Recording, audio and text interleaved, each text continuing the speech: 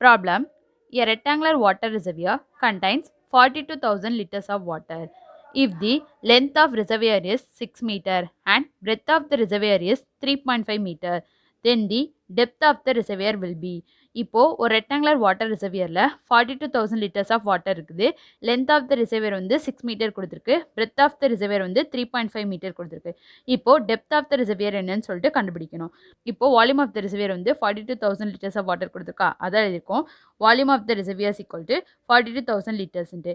இப்போ லிட்டரில் இருக்கிறத மீட்டருக்கு மாற்ற போகிறோம். அப்போது 1 liters equal to 1000 meter cube. அப்போ 42,000 divided by 1000 கேன்சல் பண்ணால் 42 ஆயிடுமா. Volume of the reservoir equal to 42 meter cube.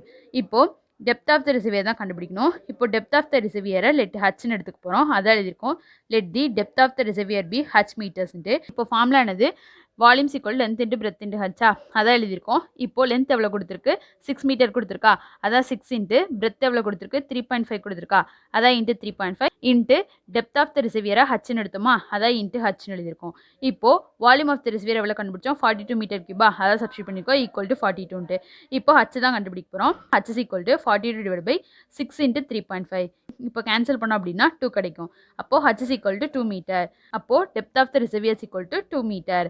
Option A is a correct answer.